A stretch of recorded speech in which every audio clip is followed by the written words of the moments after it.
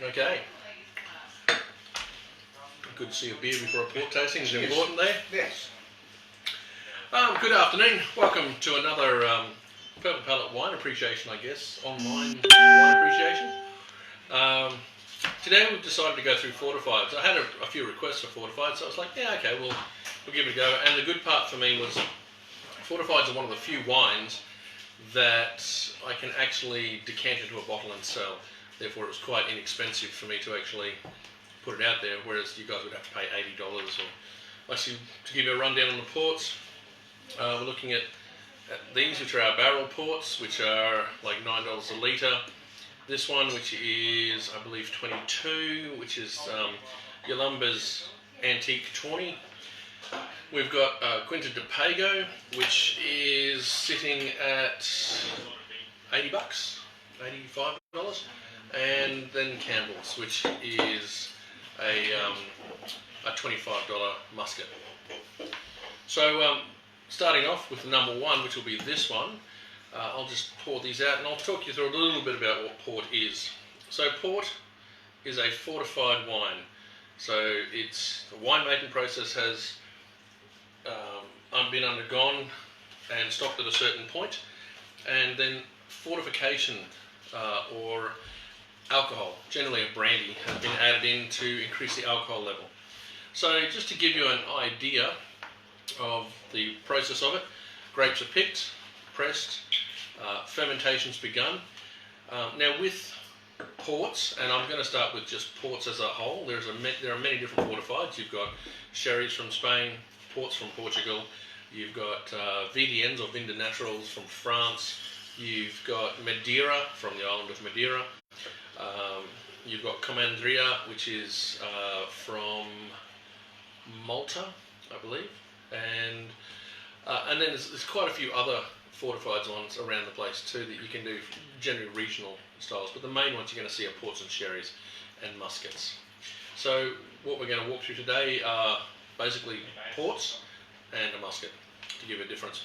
Now port is actually started the fermentation and it gets to about 5%. Now they try and extract as much colour out of the grapes as possible. You can actually have white ports, but we're just going to leave those to the side for the moment because they are a different animal again. So red grapes are generally used for ports. What we'll actually do then is they'll get to 5 degrees alcohol, and then they'll add brandy in, or a high res neutral spirit. And that neutral spirit basically fortifies or increases the alcohol to the point where the fermentation stops, the yeast die, and essentially it's ready for bottling. And at that point, that's called the port method of winemaking. At that point though, it goes into two distinct separate areas.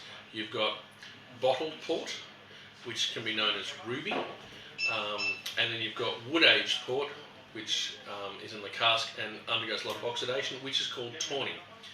So in Australia, you will see generally fortified wine known as tawny. We've not been able to call our fortified wine port for quite a while now due to legislation, international legislation regarding wine terms.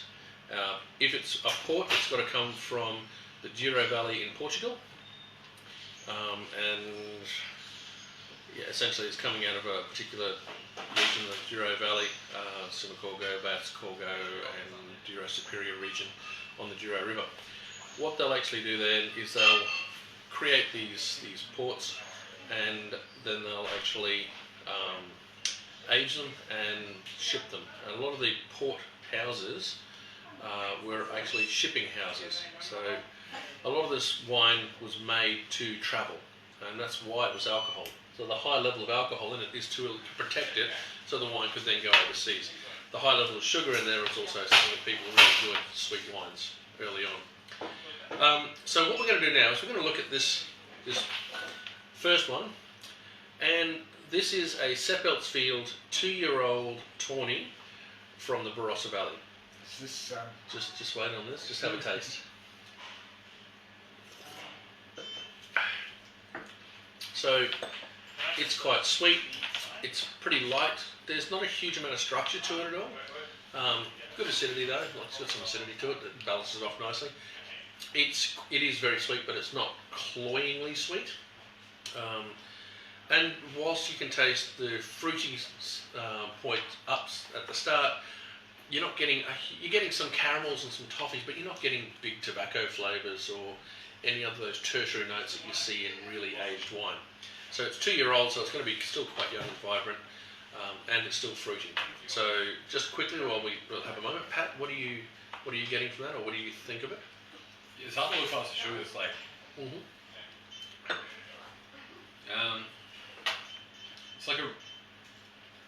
it's almost like a raspberry jam kind of thing. Like, yeah, it's just really thick.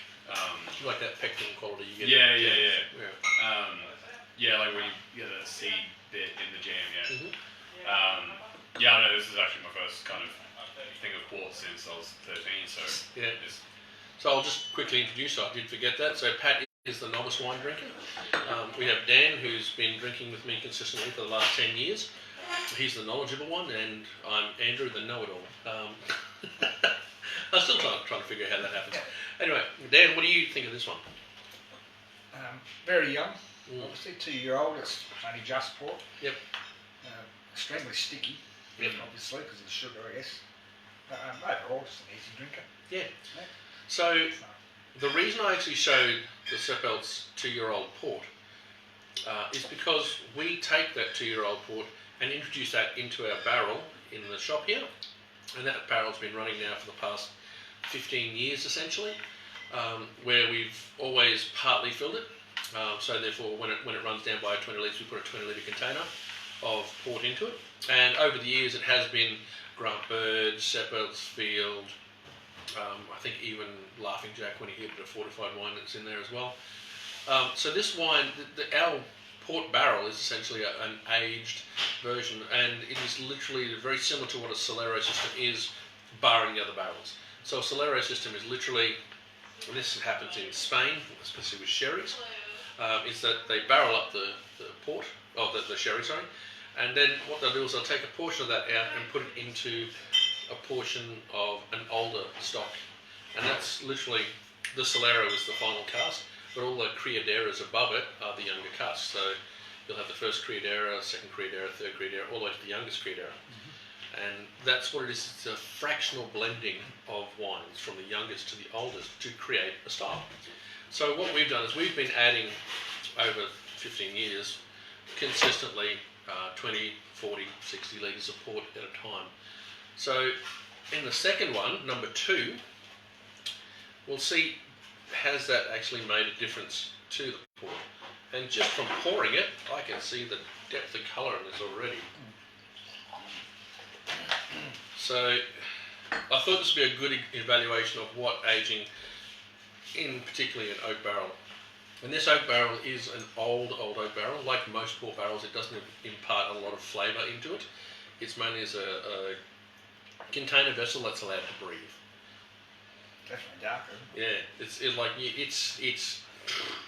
Yeah, it's gone from that sort of golden amber sort of style to this really tawny. It is now literally tawny. It's almost the same as that. Yeah. So on the flavour palette, the fruitiness that you see in the first one has dissipated quite a lot. It's now a lot more. It's got some cigar notes, a bit of tobacco. It's got some chocolates in there as well, coffee, toffee, caramel. It's more about all the flavours that you're getting at the back than it is about the fruitiness at the front. And it's got more palate weight. It's heavier. Yeah, smoother. It's a lot smoother. You don't get that slightly alcohol burn that comes in the first one. So this is literally what the difference of aging ports are.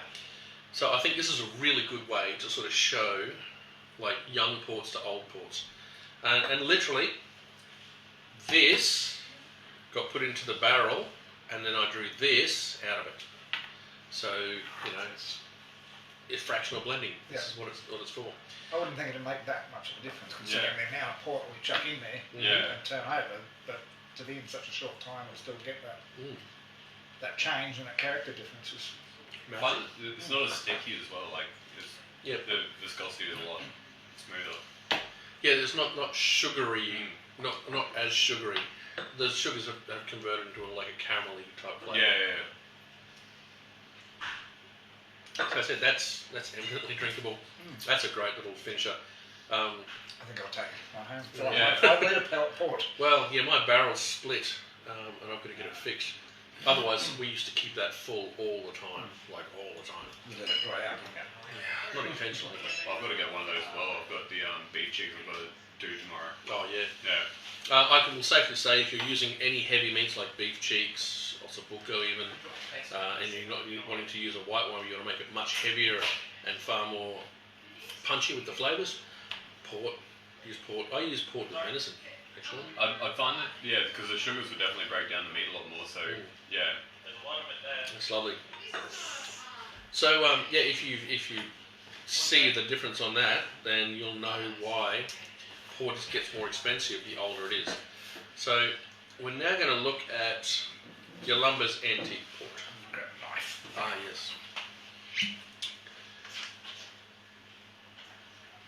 So, this is even darker again. So, to give you an idea, as if you were talking about port aging using the barrel that we've got, I've been running 15 years on 2-year-old port, the average age in there would be approximately 8 to 9 years, 8.5 years, 9 years. So you'd sort of, using that Spanish Solero idea, probably rated as an 8-year-old or 9-year-old port. So this one is a 15-year-old port from Yolumba. 15? 15. Well, it was a 15. It used to be labelled 15. I'm not sure if they still label it 15. It's still listed as 15 on their websites and things. But it could be slightly older or younger.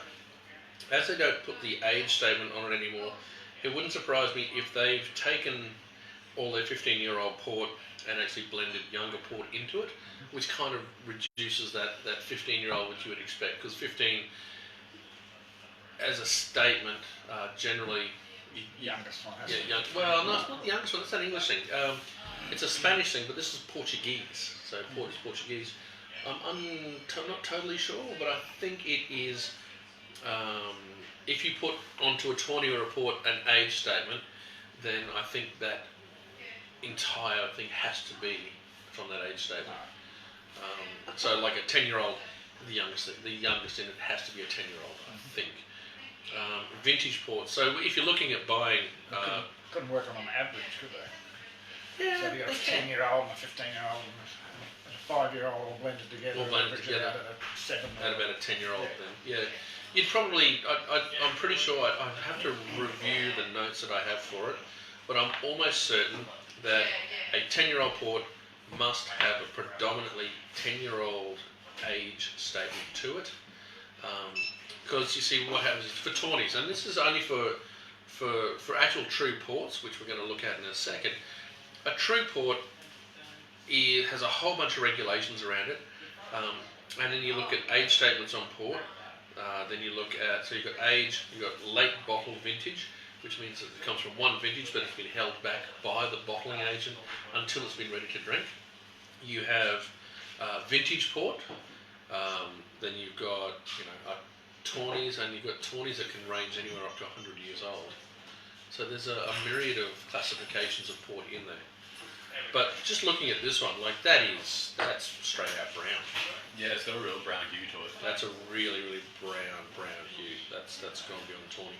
So which would suggest to me, if I was saying it's an 8-year-old, that I reckon it's at least a 15-year-old now. Oh my god. Okay, so that's the brightness that I was seeing with this. So really, really bright. Coming into this now, it's now really heavy. It's viscous. And what happens is... Very rich. Yeah. Yeah, so flavours... so the brightness disappears. The acidity is dropping away. You're getting more and more intensity, palate weight. The flavours, whilst... when you look at flavours, this one you could tell there are like distinct different flavours. You can taste this and then this and this. This is becoming a bit more amalgamated. You can actually, there are flavours, but you're having to pull them apart to try and get there. This is an excellent little tawny. This is lovely. As I said, it's brown. Like So we've decided to select some smoked cheeses for this. Dan got some of these. We'll see. The cheddar. Softer cheese, that would go well. Actually, it does, yeah. Stuck. The smokiness of that is really good. Actually, the smokiness goes really well. So, ports, when you're looking at food matches for ports, a lot of the time, because ports are finishing at the end of a meal, cigars, chocolate desserts, caramel desserts, even not so much vanilla desserts because you want that pristine vanilla sort of flavour. Are all really lovely. Anything with a good complementary notes to these, so coffee, chocolate, caramel, toffee, any of those sort of flavours go into that beautifully. And honestly, if you like to have a smoke, this is perfect. When I say a smoke, I meant cigars or cigarettes or something like that. This is nailed it for it. Big cigar. Big cigar. Yeah, what a great idea. Oh, it's only a humidor just over there and there. I'm not advocating smoking at all, by the way. Because I suppose with port, one thing, the stigma of port drinking is like the dessert, like let lounge share after dinner. Smoking a cigar, reading a book kind of thing. Is that still the kind of what the market was, or yeah, they haven't really branched out past there? In Maloney, and in most cooler climates or cold climates, port in front of a fire is classic. Yeah. And in fact, that's what could have sort of spurred us on looking at the weather map coming into it. We took a look at the chill that's come through the air at the moment, and so many people have been coming and going, "Oh, I want my port. I've got some port. I've got some port." And it's such a heavily used term that people come in going port. It's even more heavily used than champagne. Like if someone comes and goes, "I'm looking for a good champagne," we all kind of know it's a French sparkling from the region of Champagne. Port though we're still calling Australian Tawnies ports. It's not written on the bottle. It's not written on the bottle. It's like calling Australian sherries should be a pera. And there's a lot of confusion around for that. I mean, like if you're looking at these are Australian, okay? So Australian barrel or wood-aged ports, Tawnies. Get it right, Andrew. So it's such a classic thing. It's really hard not to sort of go that way. Beaten into us since we were kids. It really has. Mum had a sneaky sherry or port after dinner. Because everyone knows about tequila and champagne, and now it looks like prosecco might be going that way as well. Yep. Port's one I didn't even realise was I've only just kind of realised in the last couple of months that we don't actually have port written on there. It's Tawny. And it's one of the ones that you don't really talk about because everyone still calls it port. Yeah. Everyone knows what you mean. Yeah. Well, it's just like sherry. I mean, if you actually when I first looked at sherries. And they said, "Oh, you can't use it because it's not from Spain." I had to look at. I said, "Oh, so where's sherry?" So I looked at Spain, the map of Spain. I couldn't find a sherry area on there at all. And it wasn't until I went. So Jerez, which is Jerez. Yeah. If you say so. J is a H, Z is a TH. So Jerez. Okay. So, and that was anglicised to sherry. So that's why we can't call it sherries, is because it's classically meant to be coming out of Spain, particularly out of Jerez. So you sort of look at that and go, "Oh, okay." Our client base generally wouldn't know that. No. I think we're pretty well established that I failed geography at school. So as I said, it's classically, and the thing is though, I'm about to really make things difficult for particularly these guys, but for the consumers as well. So we've talked about Tawnies and used the word Tawny and port interchangeably all the time. And there's a very good reason for that. It's because we're so used to seeing all of our port-styled wines as Tawnies. So we're going to look at Quinta de Pago's Vintage 2015. Porto. from Oporto in the Douro Valley. Right, so when I said you make the wine, you extract as much tannin as you can out of it, and then you put it into, then you fortify it to about, I think, 17.5 to 20%, pouring in a big thing of brandy. Okay, just brandy. Literally pouring it in. So you've done that, okay, you fortified it, and then you've let it in barrels and let it oxidise in barrels. And I said the other one is you put it into bottle. And what do you reckon is the difference going to be when it's a bottle-aged port in comparison to a tawny? I don't think it'll have any of that colour. No. Yeah.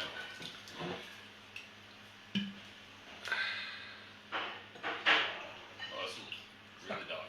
It's like a... That's it looks, red. That's red. That's like a red wine. That's a red wine. Yeah. Straight out red wine.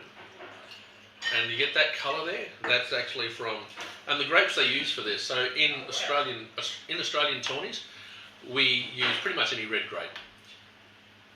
In Portuguese port, the grapes are limited to Tinta Riojas, which is also known as Tempranillo, Tinta Cal, Tinta Barroca, Tinta Franca, and there's one more I can't remember. But it's a red wine. It's a straight out red If you wine. just poured that and didn't tell me it was port, there's no way I'd guess that there was a port. Until you tasted it. It's dark. It seems darker though. Well, what they do, and this is really cool. So when it comes to making port, and this is in Portugal, what they do is they get the grapes. They put the grapes into a gigantic flat, about that deep. Oh, actually, it might be. Hold on. Yeah, about that deep. Concrete concrete vat, and then they get people to link arms, and some of them have what's called particular wooden shoes on them, and then they get them to stomp the grapes. Yeah. Now this is that classic grape stomping thing that you've seen in many wine places, and they walk across stomping, and they turn around, and they're constantly trying to smash as many of the skins apart as they can, and therefore, when you get a grape and you do this with it, and you see that colour leach out, that's what they're trying to do. They're trying to extract as much colour and tannins out of that wine as they can. And literally you walk, I think it's 8 hours, like 8 hours of back and forth, and then that's the walking in what's called lagars. They walk back and forth, back and forth, back and forth. That's not winemaking. That's called exercise. Then basically it is. And then they go to what's called the liberté area of time, where they all stop linking arms and they all start walking around just trying to squish as many berries as they can between their feet. It's a very, very manual process. Like it's really, I said 8 hours. That's a long time. Just stomping in grapes and walking through it. It's kind of like walking. How deep? So you're really sinking. You are really sinking in. It's up to your knees. Yeah. I thought you meant the vat was that big. No. You're really sinking right into it. And the thing is, though, that modern technology has evolved with that, though. They've actually started doing robot stomping. So they've actually got like a low vat, and they actually get robots stomping. So why don't they just press it and be done with it? Yeah. It's a good question. The reason they do is they say that the pressing of the human feet is a softer press than you get from a hydraulic press that would push it down, and then for crack not just the skins but also the seeds and stalk tannins. Right. They don't want the seed and stalk tannin, they just want the skins pressed down. So they say that that's the classic reason for it, is that stomping is a softer press. They're doing it with robots now though. Taylor's has invested quite a lot. Now, Taylor's, that's not Taylor's of Clare Valley in Australia. This is Taylor's from Portugal. Have invested a lot of money into the robot pressing for it. It's really, I watched, you can watch it online on YouTube. It's actually really fascinating to watch. And the idea that someone's gone, I think this is a great way to do it. So where do you think so just looking at this wine again, so that is purple on purple, right? Yeah. And the reason it's purple is because it's as young as if it was picked.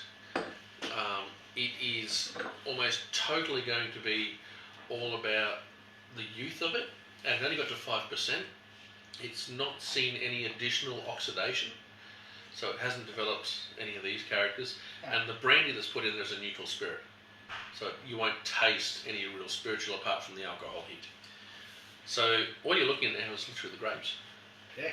The nose is almost cassis sort of. Yep, cassis, blackberry. If you think of any of the characters for Tempranillo, which is Tinta Riojas, if you ever had Tinta Cow or Tinta Barocca or Tinta Franca, you won't see those outside of Portugal. You'd have to have actually bought a wine in Portugal, but there's a guy in Australia called Ricaterra, and Ricaterra is actually a winery that grows quite a few of these Portuguese blends. We've got Tinta Barocca up on the shelf. We also have Cannonballs Over Bullets, which is a Tinta Riojas, Tinta Barocca, Tinta Cow, I think, blend as well. I don't know that one. Yeah. That's in the red blend section. Yeah. So looking at this though, and the prices that these are, what was the price of that one again? about $80, $85. Jesus. Yeah.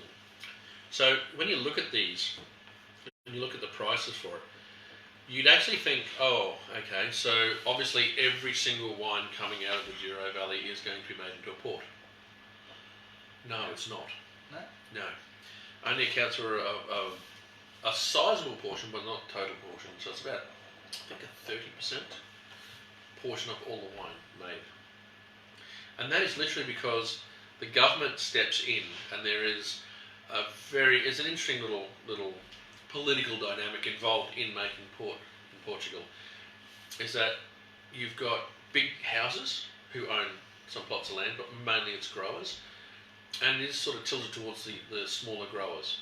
So they have a certain amount of votes, and those votes determine how much they put those people into what's called the IBDP, which I can't pronounce right now, but it's basically the governing body for the Portuguese wine industry, and they actually allocate an amount of the port wine, the brandy, that is available for them to fortify their ports with. Alright. So you can't just get any old Jack the Lad deciding to make some wine and throwing brandy into it in Portugal and calling it port. In Australia, you can. Now, how many times have you seen this style made in Australia? This style? In a port, not at all. In a tawny, not at all. Well, not the tawny, but yeah, port. In a port, I haven't. This is the first one I've seen like this. I don't know if you remember, but Devortley had a ruby port at one point. I don't remember the name. The cask. No, just in a bottle. Yeah, they actually put stuff in bottles as well. Yeah. There you go. So they had a ruby port, and that's literally what they did. They made a ruby port. However, in Australia, if you get porter glass looking like this, Yeah, people would alcohol. you would taste it and go, oh, that's really alcoholic and it's not fruity enough and it's not da-da-da. So the ruby port has actually dissipated quite a lot. However, that being said though, vintage ports are becoming quite prevalent. And if you had, and vintage ports in Australia can be really, really expensive. O'Leary Walker does a really good vintage port. You might notice that JMK, Kaleski's Fortified Shiraz. It's this tiny bottle too. So Yeah. quite expensive. That style. Wayne Arn's sun-dried Shiraz is again a fortified Shiraz. They basically made a Shiraz, got it to about 5 degrees and poured a whole bunch of brandy into it. So why would you not make this style of wine in Australia? Have a stab in the dark. Because people don't know what it is. That's one, but the other major reason is the excise on wine is 33%. Oh, yeah. The excise on the brandy that you're pouring into the wine is $87.86 a litre. You got to use a lot of it. You got to use a fair bit of it, But enough to get 20%. But can you make the brandy yourself and then use that in the wine instead of putting it through the tax? Yeah, the problem is though that the tax will be applied to it anyway. Even if it still comes under the percentage? if you create any spirit and use it in a way to put that spirit out into consumption, it will be charged at an excise. Even like liqueurs and things like that? Yeah. Oh. They're a lot less. They're about 20%. So Yeah. the amount of alcohol that's in this Yeah. actually accrues not just the tax on The 20%. the 20%, but the actual tax for the 30% for the wet tax, but it also gets an excise component in there as well. You know, and we're talking 15%. So at 100%, that's at 86 dollars. You're looking at about 13. You're looking at another $10 per litre. So you're looking at another $7. You're looking at about $7 per litre. That puts the price up on the product. Puts the price up on product. Yeah. However, there are certain manufacturers out there who are doing what Pat said and choosing which one they'd rather pay. But if they're selling it as a wine, it has to be with the wet tax, the wine equalisation tax. If they are putting it out as a flavoured wine, then they have to pay on an excise component, and even they can also hit the RTD tax. So why doesn't this get all those taxes as well then, doesn't it? Because the base product for that is still going to be expensive. It's still going to be Yeah. brand. Yep. Which is why port is generally more expensive than wine. So the wine used in this, if you sold it in the bottle, and as I said, that's about $22.99 for the 375 ml bottle that we've got. Is it 375 or 500? 375. So I didn't bring my eyes for that. So that's a $40 bottle of port. The same bottle of wine would probably be using a $20 retail bottle. $20 retail bottle. But because it's got a spirit in it, it's now got the spirit tax. Yeah.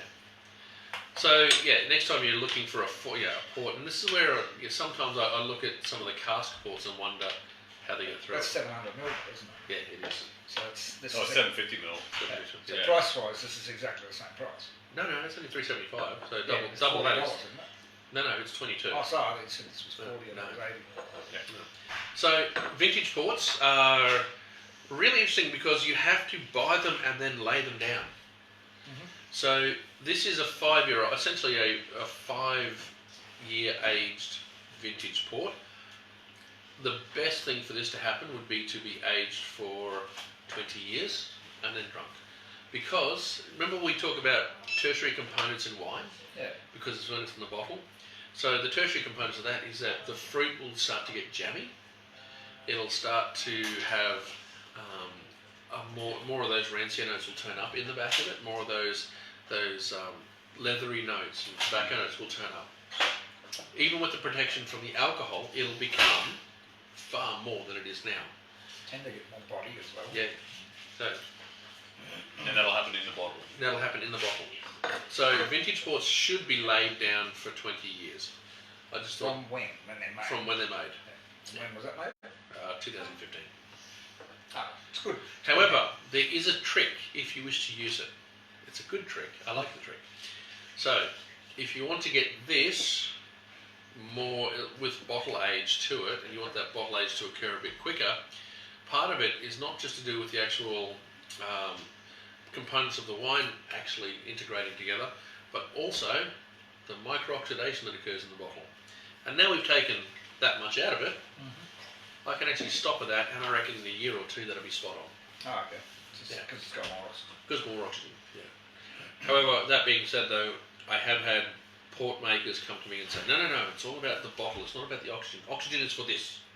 Oxygen is all about this. This is the wine coming together and forming different notes. However, in McLaren Vale, classic winemaker said, if you want your wine to get aged quicker, get it. Shut some air through it. Yeah. So, it's 50. So, as I said, that's the way that the method that they use for creating port, be it tawny or ruby. Okay? If you ever see the word ruby port on a bottle of Portuguese port, it's going to be lighter than this. It'll be maybe the similar intensity and colour as you're getting in this one now, but it's not going to have anywhere near the structure. It's generally the cheaper ranges of port that haven't been either late bottle vintage, crusted, vintage, 10 years, 5 years, etc., etc. Okay. Who actually bought the port today? Who's with us? Oh, so I think young Peter Russell, Francis. Peter Russell said good afternoon. Oh, good afternoon. And then Lubo Gregor said hi from Slovakia. Oh, Lubo! How are you, mate? What are you doing over there? Yeah, we did Brew Crew on the weekend. Have a look at that one if you want to see what we're drinking these days. Oh, it's good. Yeah, it's good to see Levi. I haven't seen him in ages. Mark, I'm going to guess, will drop in and say hello at some point too. Hey, Mark. Mark, not Sharples. Sharples, Mark Sharples. Okay. Yeah. But yeah, so this is as I said, this is really interesting how Fortifieds work, and Fortifieds are a general category. So we talked about the port method and how you make port. There's a sherry method as well, which is when the grapes are fully fermented and fully dry, to then add it into a barrel. And this is for fino sherries, medium sherries, okay? Not and Oloroso, starter Olorosos and Palo Cordato. They're really good for just burning, aren't You don't like them at all, do they? you? Put them on food and it'll set you- fire, flambe it. Yeah, you're not a fan. Not a fan. So, what actually happens is you fully ferment the wine, and then you do what's called the sherry method. You put it into a barrel, and it goes through a Solero system, like what I was talking about with our barrel. But it's more about what will actually happen is it'll form a crusted floor, and this is microorganisms, yeasts, not so much bacteria, but there's a bit of bacteria as well. It forms a floor on top of the thing. You ever see it, it looks really funky, but they've only filled a third of a barrel, and then the natural elements that live in the winery form a floor. What actually happens is that eats up the glycerols. It'll actually eat up a whole bunch of other components that are left in the wine, not the sugars. The sugars are already gone, but they'll eat that, and it leaves this really dry, and it's kind of like a bready note, like a yeasty bready note that you can get in there. It's called floor. It's very specific to sherries. Yeah. Okay, so that's the sherry method, and from sherries you can do other things by adding something like Pedro Jimenez into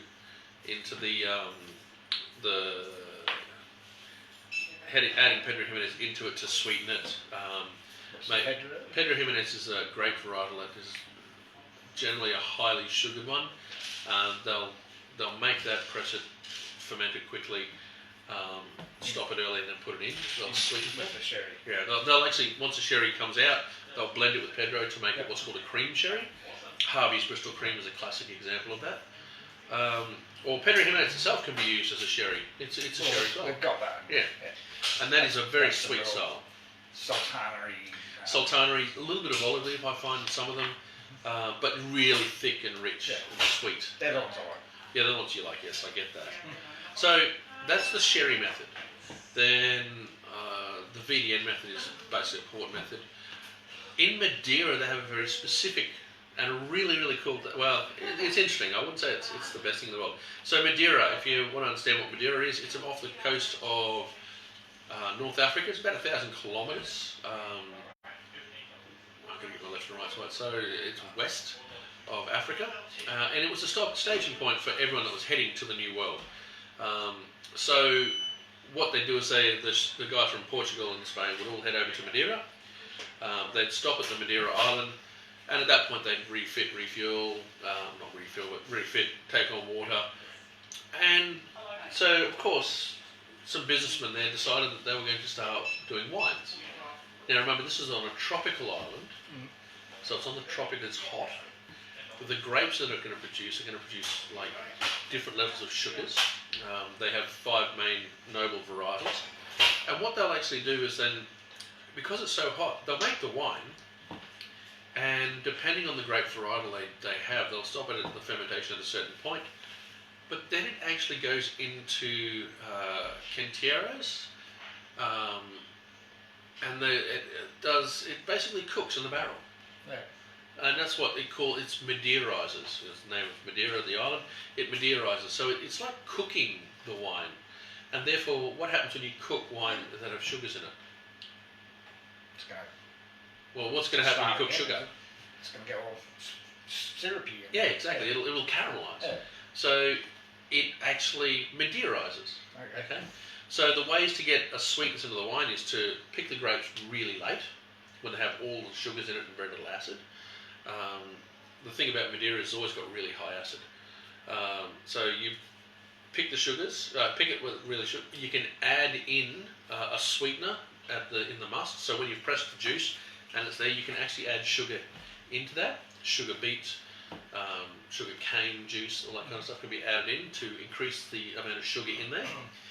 Then you can put it into a barrel and put it into the high part of your winery, and it cooks the wine itself. Sounds horrible. Well, you think so.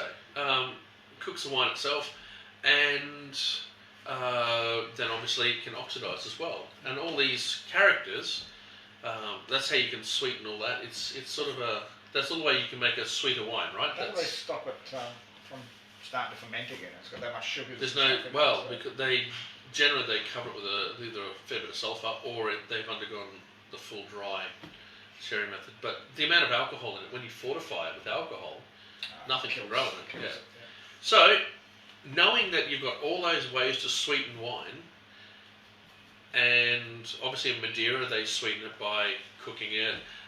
In Portugal they sweeten it by picking it later or by adding the fortification in at the youngest part of the fermentation when it's only 5 degrees, or they leave it in barrel. In Rutherglen, they make muscat. So this undergoes pretty much everything I just said about sweetening wine. Where's Rutherglen? Rutherglen's in Victoria. And this is symbolic to Rutherford. No, this is Rutherglen itself. Oh, Rutherglen. Yeah. This is Campbell's Rutherglen muscat. Now, when you're selecting your grapes to go into any of these fortified wines, as I said, these are very specific grapes.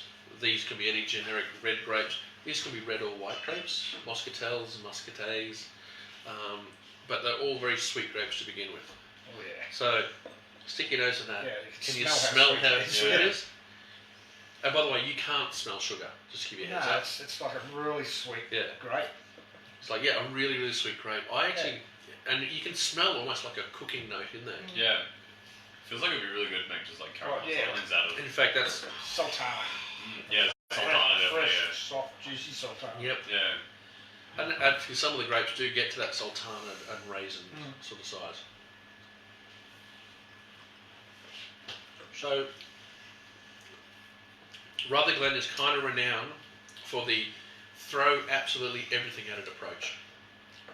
They pick late, they sweeten the must, they finish the fermentation early, they put it in the top part of the winery where it gets the hottest, they allow it to tawny up by allowing air into it whilst cooking, essentially, and then produce a muscat. Is muscat a style, or is it also like port? Is it going to be the name taken away from us, basically? No, it is actually a style, a muscat style, based on the name of the grapes. Oh, okay. We actually had a thing So called... you can call it anywhere you can call it. Yeah, we called it... You can also call... they also have one called Tokay. You want some of that as well? Why not? Okay. So I probably gave you... Oh, sorry. Yeah, just a half a slab. That's half a slab for you, yeah. There's also a thing called Tokay, which comes out of Rutherglen. And Tokay is made generally on red grapes. Unfortunately, we've lost that because in Hungary there's a wine called Tokaji, or Tokay. And so they went, no, you can't have that name. So we've stopped calling that particular style of wine Tokay, and we started calling it Topaik, which is a disgustingly horrible name. It is terrible. But Rutherglen is classically known for muskats, Tokay or Topaik, and Girif. They also do a Shiraz, and it's quite a very specific Shiraz for that region. But they're kind of, for retailers and on-premise, they're really renowned for their muskats. So I want you to have a guess, or what do you think would go really well with this? And Pat, you're not allowed to say lemonade. I don't know. It definitely feels like caramelizing. Like I just imagine doing like onions with it as a base kind of thing. Any kind of slow cook, especially with the sugars, eating up most of the meats and stuff like that. I guess something really lemony. Like if it was going to go with a dessert, like a lemon meringue or something. Go for that contrast rather than that. Yeah, rather than to go rather with than complementary. So sour and sweet. Okay, I'll try that actually. I'll try that later. So when it comes to muskets, you're going to find several different names on them. One of the big things you need to know is if it just says, I'll just make sure of this one. If it just says Rutherglen Musket, that's your base level, good solid musket, which we're all having now. And 375 ml bottle ranges for about 20 to $30, depending on the producer. Then you get classic musket, which is wine. The wine has been aged for a lot longer, and then you get rare, which is sort of like a very old style. Like it's been aged for a long time. A full 20 years? Or? There's no actual set time as far as I know. I've been told approximately 5, 10, 15, 20. How long would it last? Generally. Ever. Forever? Ever. Yep. Well, okay, that now, what with the amount of alcohol that's sitting in it, what's going to happen to it? The high sugars, the high sugars and high alcohol. It's nothing really going to change. No. It will get a little bit more rancio character because of the micro-oxidation that will occur, the oxidation will occur, but it's heavily oxidated to begin with. So it's not really going to get much more. So, it's pretty much going to stay as it is, but if you want a luscious sweet wine, this is a luscious sweet wine. So what would you put with it? Yeah. Food-wise?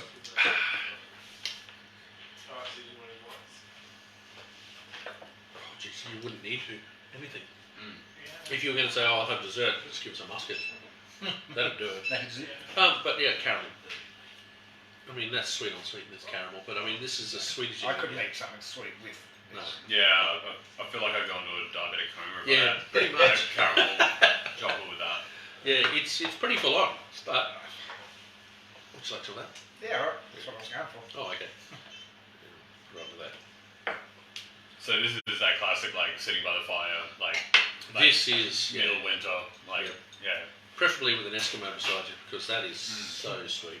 Would you chill these at any point? Like, Oh, you wouldn't need to. yeah, They're nice chilled. I have had them chilled.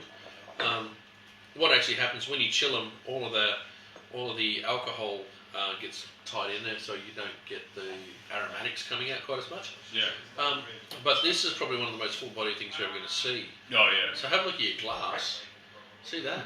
That is sticky on sticky on sticky. Yeah, you can see the layers just kind of. That's stickier than Sticky, the stick insect who's in a sticky situation.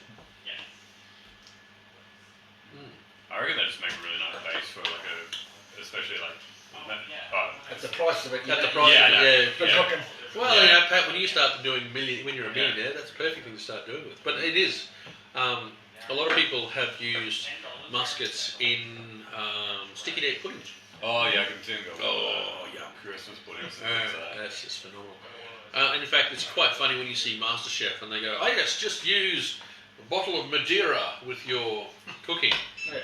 Give- $8. To give you a heads up on how expensive Madeira is, about $55 for the cheapest one you can find. Yeah, I've already taken it at home. Yeah, no, very good. But yeah, so all these fortified wines, I think it was a good selection showing how aging works through it, but also bottle aged fortified. Yeah, that was really interesting. Yeah, I've got a Banyuls with So that's kind of the base range for the bottled. no, that's mid range. Oh, mid range, yeah. Vintage ports are going to be, the younger they are, like it's 2020, so that's $85. If that was a 2002, it would probably be $140. If you get a 10-year-old port, that's a port's been aged for 10 years. It'll be probably about that same price. If it's been aged for 15 or 20 years, it'll be almost double that price. If it's a late bottle vintage, generally it'll be about the same age statement, but literally the winemakers tasted it and gone, it's ready to go now. And in fact, I'd recommend if you're buying Portuguese port, late bottle vintage is always a really good one to get, because it's already been checked and by the winemaker who's gone, yeah, that's what I'm looking for, that's ready to go now. Whereas you kind of, for these, you're sort of going, I'm buying it with a knowledge of what the vintage was like and how good it's going to be. Yeah. You are still taking a bit of a dice roll. But, there's a myriad of them. There's VOR and the VORS ports out there as well, which are, they're crazy expensive. But anyway, I think we've come to the end of our Fortified taste. Yep. So if you enjoyed that, any suggestions on what we're going to do next time? I was really looking forward to this because of the fact I could sell little bottles, and it was only going to cost $15 for the thing. So, any ideas that you want to do next time, or is there anything anything in particular that you would like to look at for your education of wine? There's still a few varietals that I haven't even tasted yet. Like I've never had a Riesling. I've never had a what else? Like I think I've had most of the Spanish varietals. Most of the ones we sell now. Well, we could do a Riesling. Yeah. I mean, I could take you through. We could go through some aged Rieslings. Yeah. And we could have a look at a vertical of Riesling. Yeah. I know. I'll be sick about that. Yeah. Yeah, I like Riesling. I don't like aged Riesling. Oh, good point. Yeah, I'm not. But you got to drink. You got to try it to work out what you do and don't like. So. Yeah. Yeah, I have no idea about the kind of German style wines as much. Mm-hmm. Yeah. What, Tramier Rieslings? Tramier Rieslings, yeah. Yeah, it's good Riesling. Yeah, what was it? The off whites, the Aromatic whites. Yeah, the ones like can't remember. There was a few with some weird names on. I saw the other day. I didn't recognise. Gewürztraminer. Yeah, things like that. So they're mostly aromatic whites, but yeah, I think we'll have a look at that. Yeah. We'll have a look at some Rieslings. We'll look at doing a vertical of Riesling. Yeah. So we can see. We'll do, say, a vertical of 3 Rieslings, so like It would be ages. Brockencheck by any chance. Yeah, it would be. That's right.